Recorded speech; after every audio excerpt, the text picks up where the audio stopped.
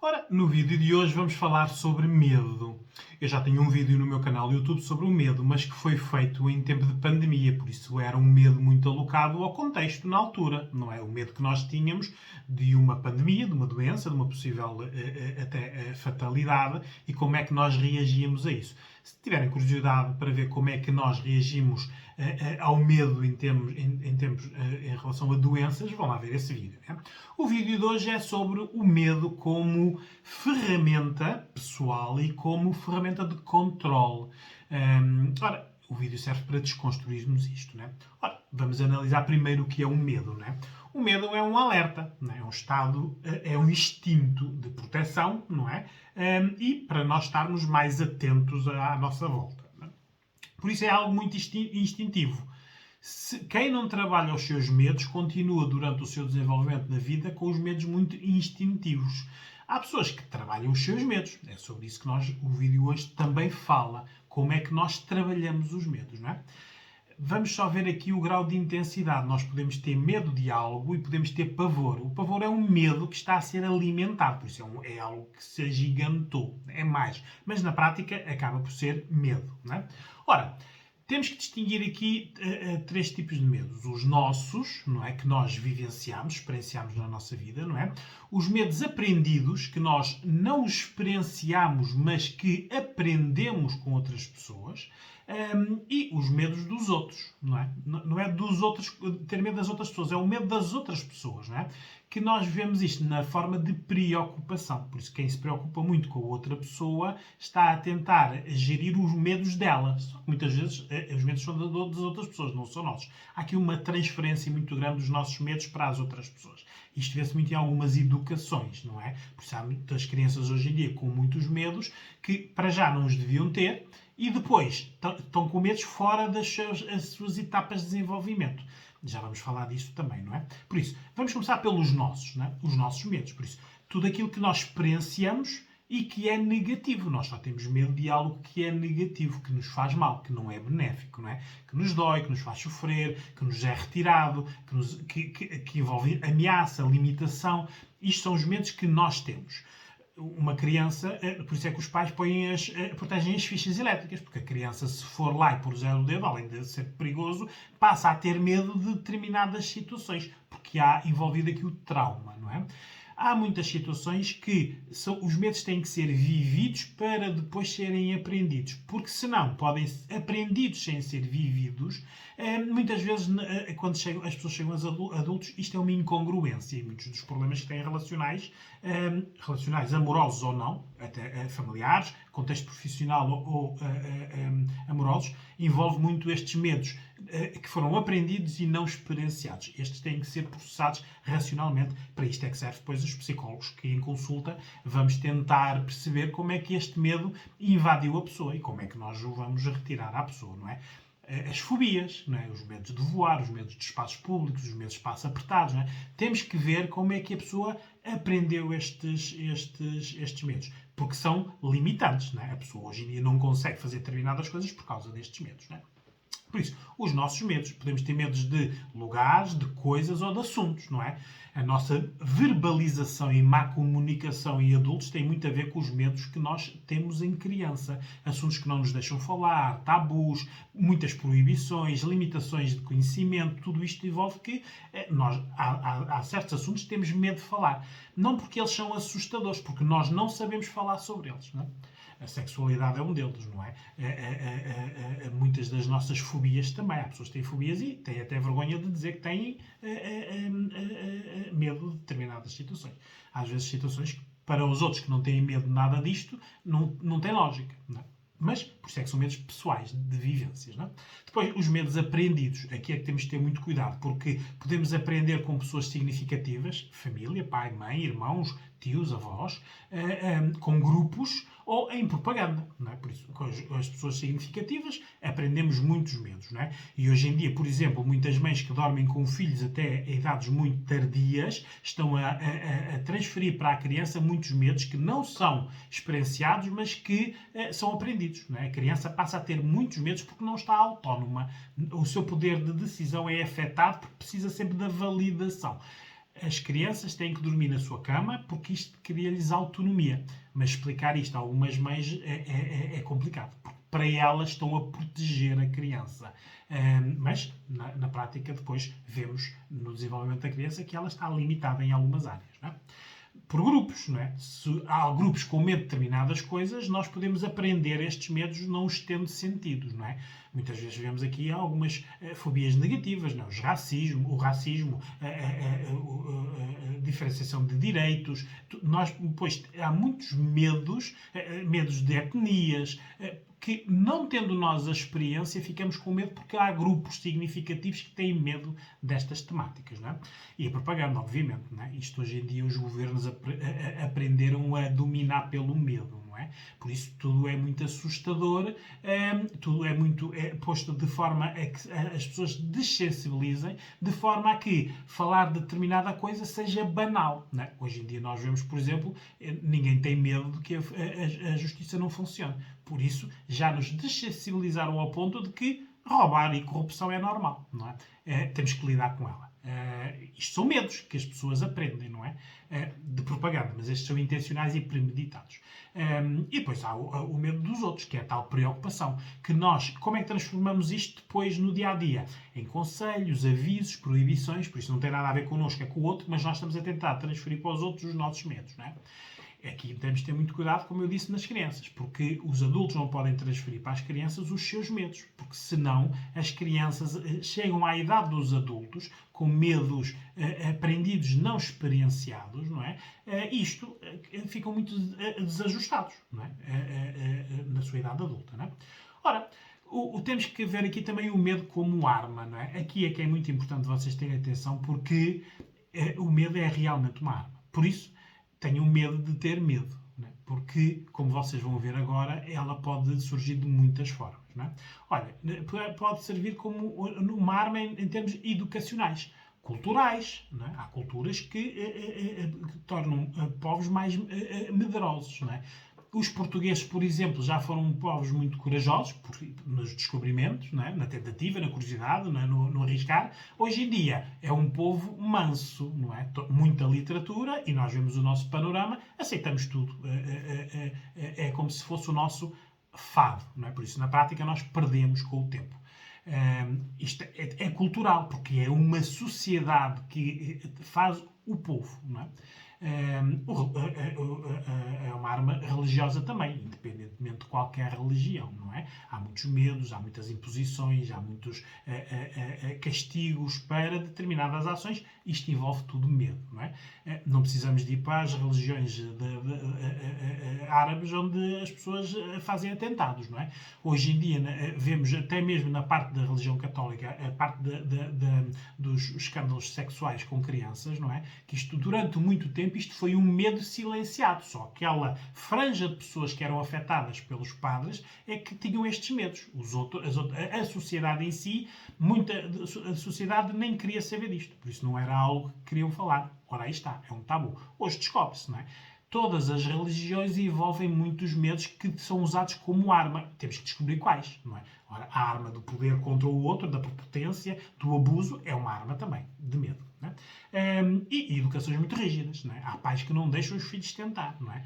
Se eu fiz uma tentativa como pai e aquilo deu errado, o que eu ensino ao meu filho é não tentes isto porque isto dá errado. Ora, não. O filho pode tentar e dar certo. Não é? Tem que haver uma testagem. Aquilo que nós dizemos que eles têm que bater com a cabeça para aprender, é verdade. Não é? Isto tem muito fundo de verdade. Não é?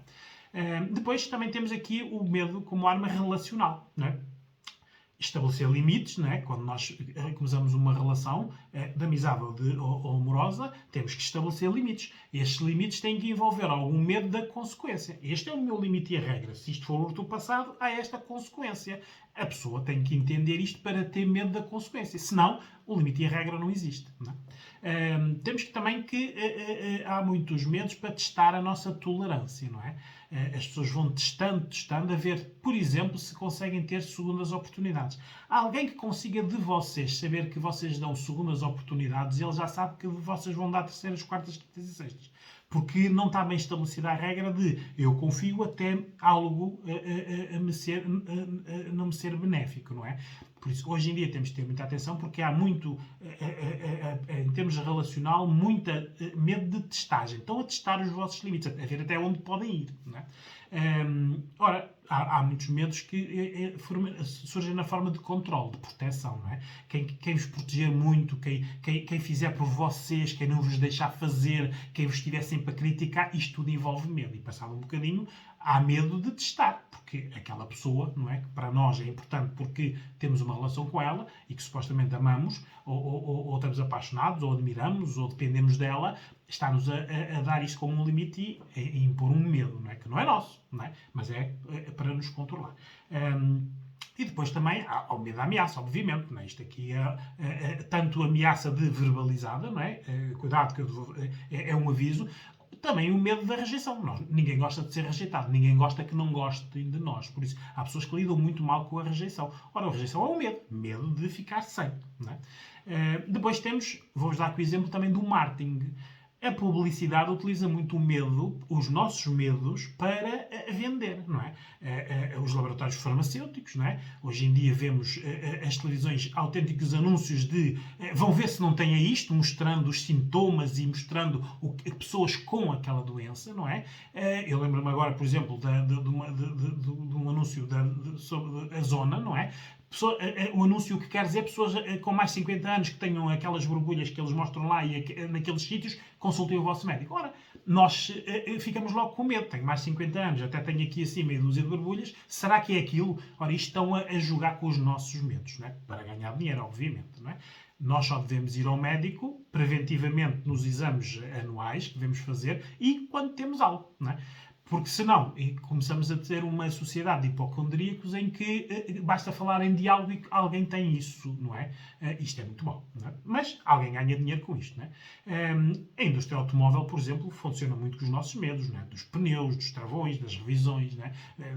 Mostrando muitas vezes travagens bruscas, acidentes, mortes, não é? Para vender produto, não é? O ramo segurador, obviamente, vive sempre com os nossos medos de sermos roubados, assaltados, morrermos. Há muito medo envolvido na parte de marketing, não é? A política, obviamente. Bem, isto então, nos últimos anos, nós vemos que isto dá para tudo, não é? Por isso, mentem até nós ficarmos dessensibilizados, por isso hoje em dia mentir ou não mentir em política é indiferente, não é? Depois nós só vemos isto por comparativo. Cá, a pessoa até pode quase estar presa e estar num cargo público. Em outros países, basta dizer uma mentira inconveniente em determinado momento e já dá lugar à demissão. Porque há princípios que não devem ser ultrapassados. E, quando eles são ultrapassados, ora aí está. Quando há segundas, terceiras, quartas oportunidades, faz-se de tudo, não é? Estamos num país onde, passado 10 anos, onde dois ou três grupos roubaram um país e eles estão todos à solta e todos aí a rirem-se da justiça. Por isso, perderam o medo. Não é? Por isso, quem é que tem medo? O povo. Não é? O povo é que está a pagar isto tudo. Por isso, tem medo das consequências de prender estas pessoas. Por isso, a política vive destes medos. Não é? Temos que ter muita atenção porque o povo tem muito medo que é bocado quase de pensar, não é? E depois de verbalizar alguma coisa que seja inconveniente para os grupos neste momento que controlam, não é? Perder regalias, se tiverem algumas regalias, porque hoje em dia esta gratuitidade paga-se bem cara, não é? Uma das formas que eu regularmente ouço é a perda de pensões, não é? Isto quando alguém quer assustar o povo, fala logo das pensões. Cuidado porque a Segurança Social vai dar o berro, não é? Ora, ela já deu o berro, ainda não nos comunicaram, não é? A nossa Segurança Social é quase um esquema de pirâmide, não é? Se não entrar pessoal, não há dinheiro depois para pagar a todos, não é? Claro que, no entretanto, há meia dúzia deles que ganham muito, não é? Isto são medos, não é? Só que são medos que nós não os pensamos como medos, não é? Mas temos receio, obviamente, de trabalhar uma vida inteira e chegar ao fim e não ganhar, não é? Quando há pessoas que trabalham 10 anos e já ganham mais do que nós vamos ganhar a nossa reforma inteira. Tudo isto mete muito medo às pessoas, não é? Por isso é que votam sempre nos mesmos.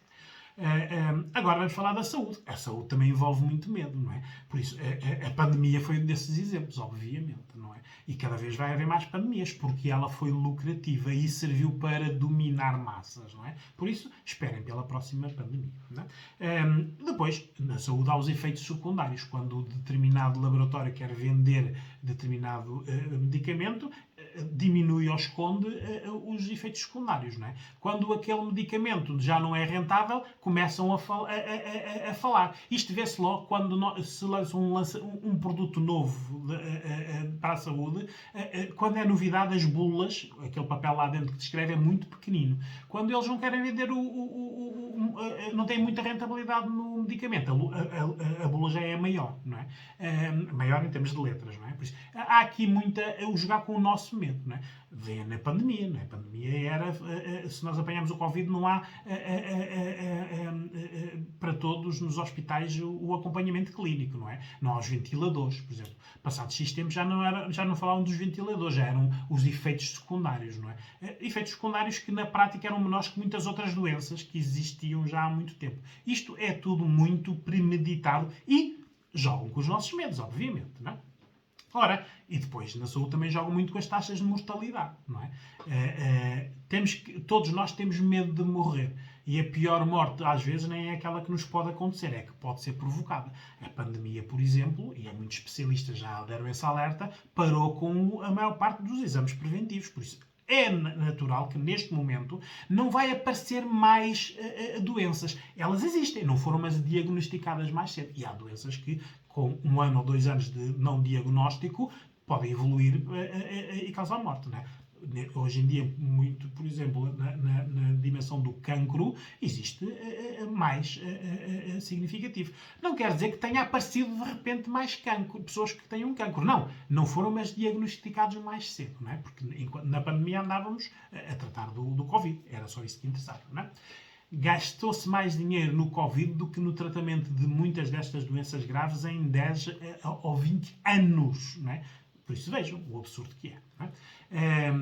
Temos mas é que aprender como reagir ao medo, não é? Porque tudo isto que eu acabei de falar, educacionais, relacionais, de marketing, político, de saúde, são medos que nós temos, não é? Como reagir? Por isso, eu em consulta o que digo é, quando nós sentimos esse medo, temos que trabalhar esse medo, essa emoção e a reação, não é?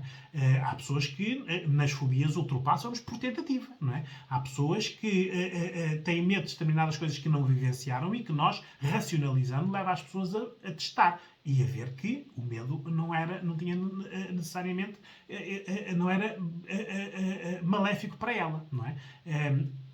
O aviso, o conselho, o alerta é que era, não é? A pessoa tem que experienciar, não é? Se eu não sinto, tenho que desvalorizar. Por isso, medos dos outros, não vou reagir como se eu os sentisse. Isto é errado, não é? Se eu ouço um medo, eu tenho que analisar a fonte, porque ora está.